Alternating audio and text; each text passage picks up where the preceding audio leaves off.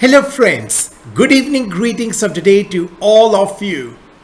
Now, here I welcome you back to our amazing and ever charming and insightful session wherein we are basically going to discuss the great economic news of significant relevance to all of us. Yes, my dear friends, today we are basically going to discuss the India's Security Council reform, which should reflect the basic concept of current global order. On this note, I would like to quote that the whole world is your own, as put forward by our respected spiritual leader, Sri Swami Vivekanand. The mother represents the colorless love that knows no barter, love that never dies. But he also highlights the limitations of such love. He says, there was never a mother who did not think her child was a born genius. She dotes upon her child. The child grows up, sometimes ill treats the mother, but the mother never reciprocates in a similar manner. That is, the more he ill treats her, the more her love increases. That's the real beauty. The world lauds it as the unselfish love of the mother. She covers it with a mass of flowers, which she calls wonderful love. And that's why the concept of Vasudhaiv Kutumbakam is being cherished worldwide. That's why our motherland is called the motherland, the mother country. And that's why we need to keep the integrity of the mother country. And at a bigger level, if we consider the concept of Vasudhaiv Kutumbakam, that is one God, one world family, that feeling of brotherhood should exist among all the citizens across the globe. Yes, all citizens of the globe, not the citizens of a particular country, but the citizens of the entire globe. And that's why it calls for the current global order. Am I right? Next, we are basically going to discuss the case which basically demands for pause in the rate hike as growth focus intensifies. Now, dear friends, as now we have been able to attain that stage where the CPI inflation and WPI inflation have basically eased at a much desirable level, now we can focus more on growth, that is the GDP. And in terms of GDP also, though we are excelling if we do the comparative analysis, but still we need to keep growth as the priority now. And the more we excel, the more we are able to stand on our own feet, the better we are able to sustain ourselves, and the better we are able to guide our member countries across the globe.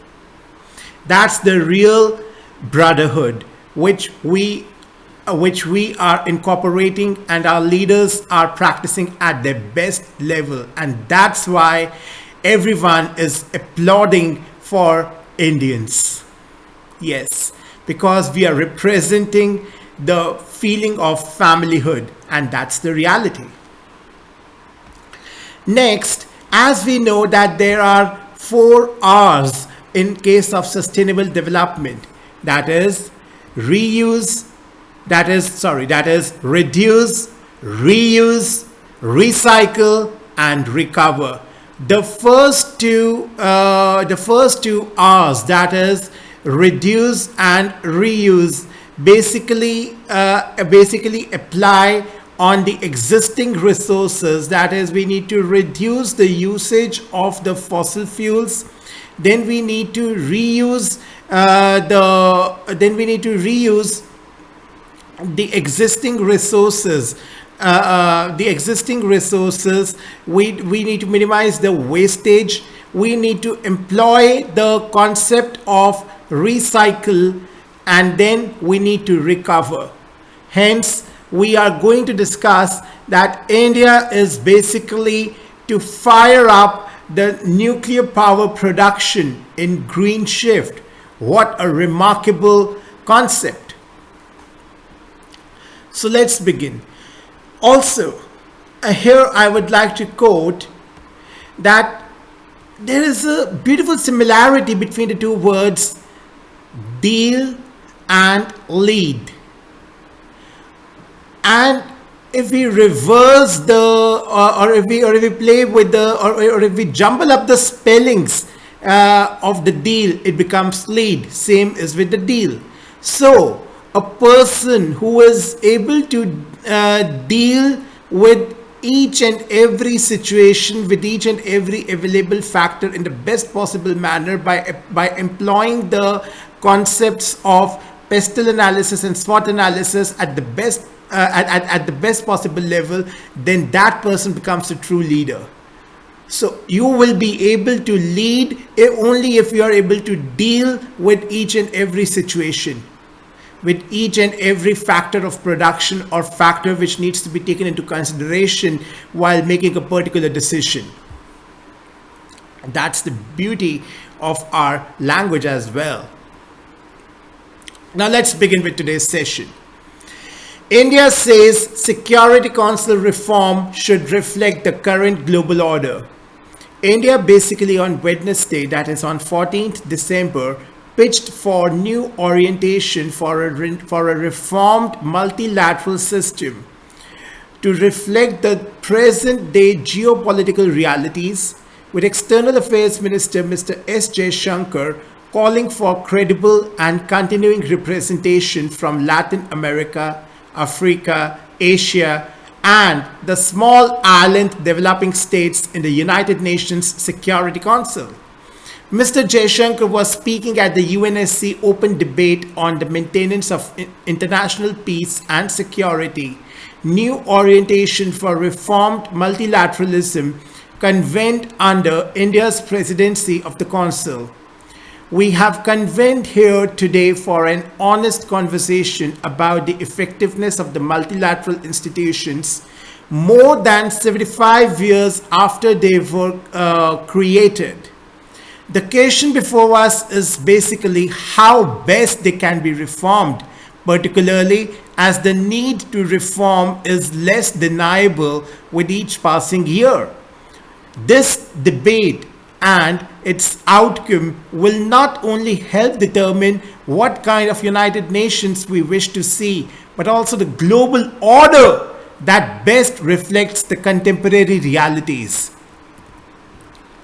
While the matter concerns the fullest constituency of the member states, the Security Council too has an important stake in the consideration of this crucial question, because at the end of the day, it has direct implications for maintaining international peace and security, he said.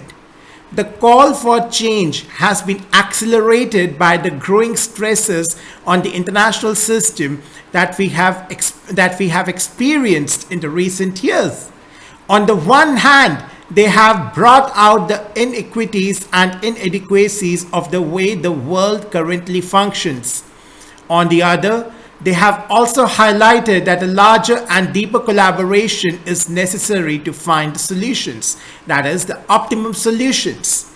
So without referring to the Ukraine conflict, he said, the knock-on effects of conflict situations have also underscored the necessity for a more broad-based global governance. I repeat, the knock-on effects of the conflict situations have also underscored the necessity for a more broad-based global governance. Yes, global governance. That is, we need to lead with the concept of one God, one world family, that is Vasudhaiv Kutumbakam, with the feeling of familyhood, and that can be dealt in the best possible manner only if we incorporate this particular concept of unionism, and a person who is able to do this in a best possible manner will be the best leader. Now, we are basically going to discuss the second news aspect. That is, there is the case for pause in the rate hike as the growth focus intensifies. That is, we need to achieve an equilibrium state, right? Now, as we have been able to deal with the inflation aspect in an excellent manner, that is for both CPI inflation and WPI inflation, now is the focus to put the GDP growth rate as the main area of priority. And India has been performing considerably well in this particular aspect as well. The government policymakers expect the central bank to pause the monetary tightening, with retail inflation sliding below 6%, that is 5.88%, the upper bound of the Reserve Bank of India's target rate. Officials say there is growing concern in the government over a spillover from the global slowdown, hurting the fragile economic recovery and a greater need to provide support. Retail inflation fell more than expected to an 11-month low of 5.88% in November, dropping below 6% for the first time since December last year. Here we are talking about the CPI inflation. The official data released on Wednesday, that is on 14 December, showed inflation based on wholesale price index also easing to a 21-month low of 5.85% in November from 8.39% in October. That's what we had discussed in today's afternoon session. Last week, the RBI raised the benchmark repo rate by 35 basis points to 6.25%. So a basis point is basically 0.01 percentage point. The members of the 6-member Monetary Policy Committee, that is MPC, voted against the policy stance of withdrawal of accommodation to ensure that inflation remains within the target going forward while supporting growth. One voted against the rate increase. An official said the government backed RBI in its fight against inflation and took several measures to cool the prices of commodities, including crude, while ensuring the fiscal situation did not go out of hand. There is a case for closely watching how the latest policy rate increase plays out and data sets, the official said, adding that there is a growing view favoring a pause. So according to the official, with inflation moderating, there is a case for a pause in the monetary tightening to assess the situation and prevent any unwarranted rise in the rates from denting growth. The next meeting of MPC is scheduled on February 6 to 8.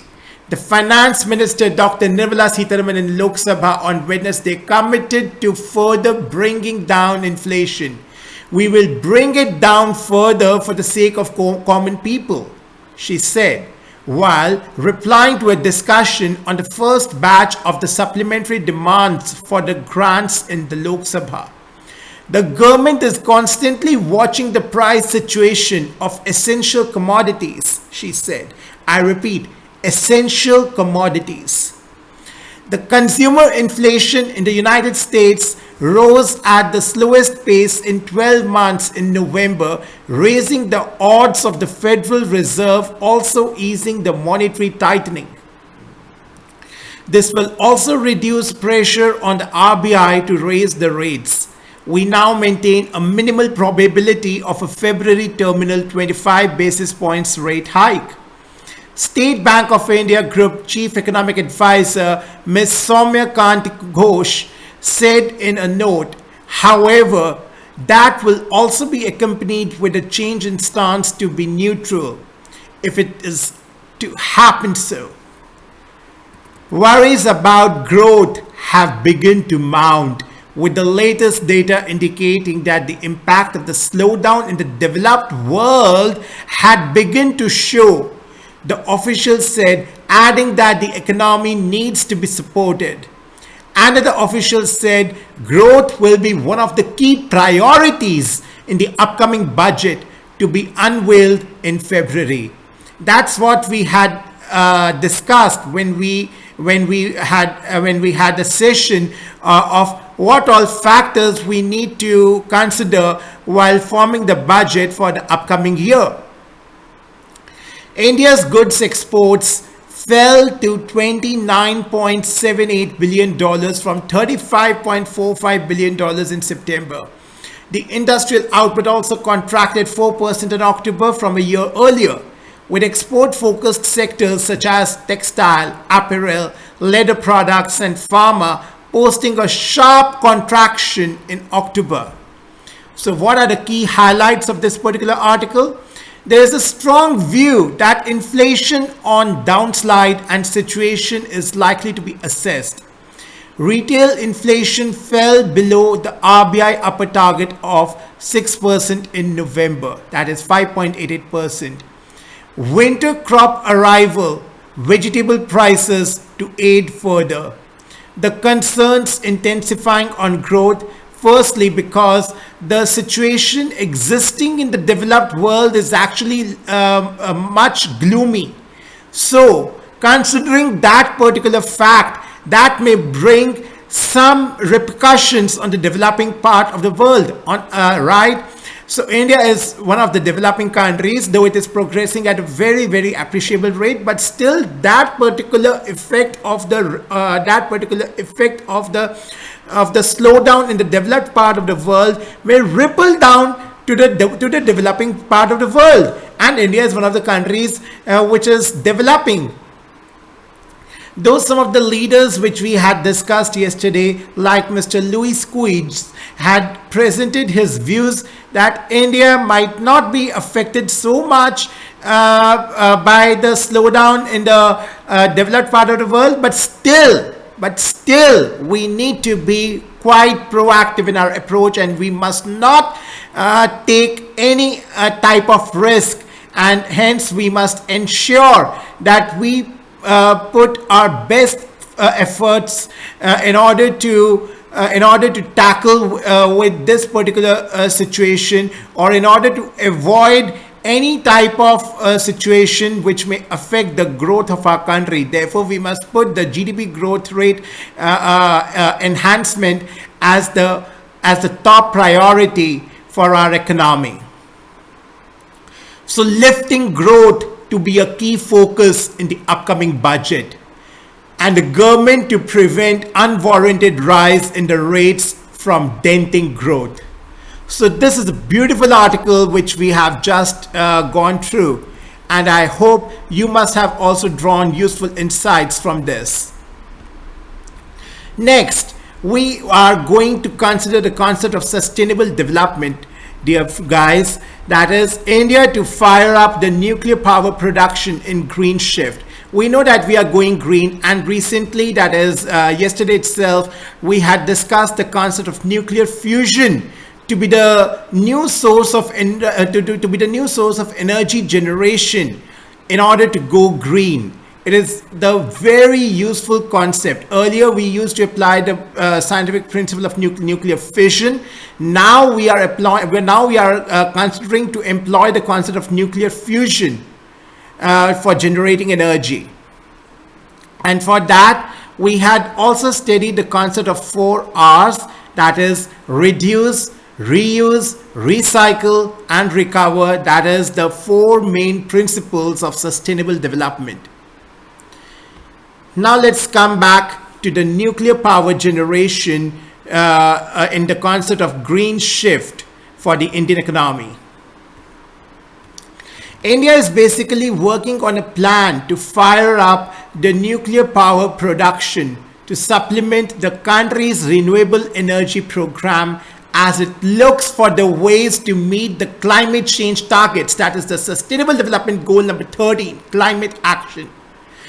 The policy interventions could include incentives for the private sector for setting up the nuclear power plants in the public-private partnership mode. The thrust will be on the small modular nuclear reactors, that is SMRs, that require less space at capital costs lower than the traditional nuclear power plants. A senior government official told ET that the Niti Aayog will start stakeholder consultations shortly and a policy will be put in place soon in order to invite the private sector to set up these small nuclear power plants.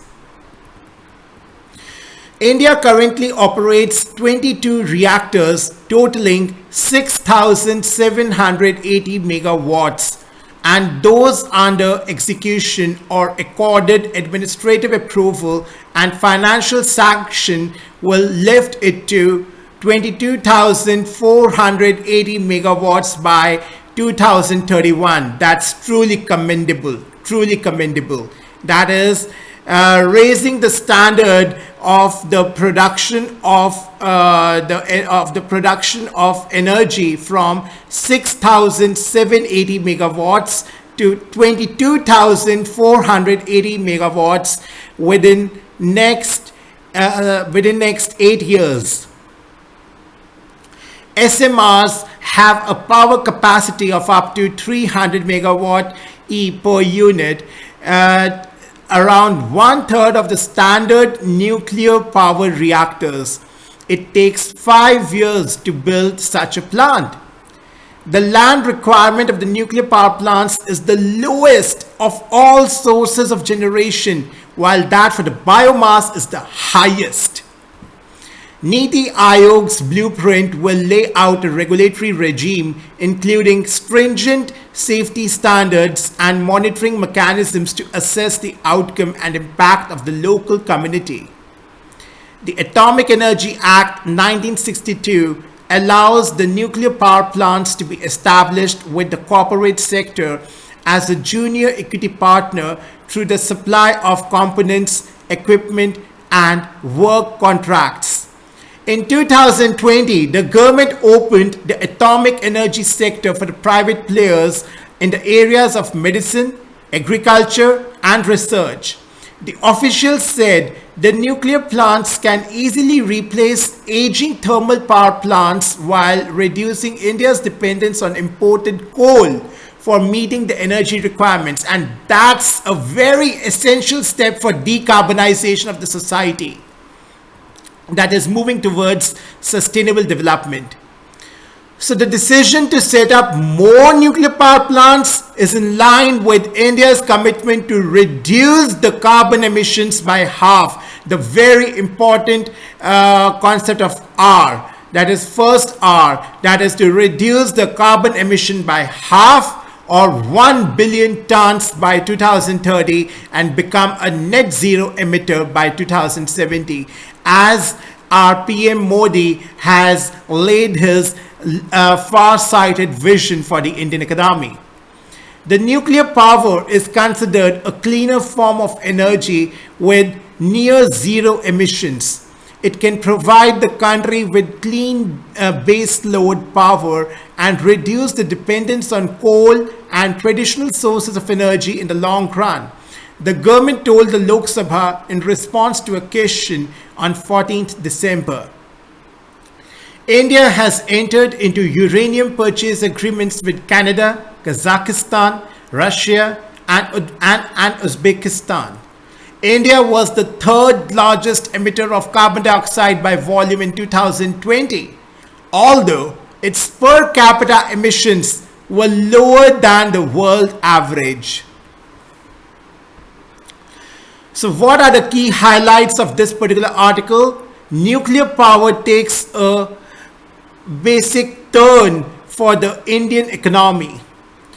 The policy for nuclear power generation to be firmed up by the next year. Niti Aayog to soon hold stakeholder consultations. The private push could incentivize the private sector to set up the plants in the PPP mode. The regulatory regime, monitoring mechanism to be put in place. And that's very important. that is, in order to ensure proper regulation and the monitoring framework to ensure the regular compliance of all the laws and of all the rules for the successful implementation of the technology the society has thought for implementing and bringing to use.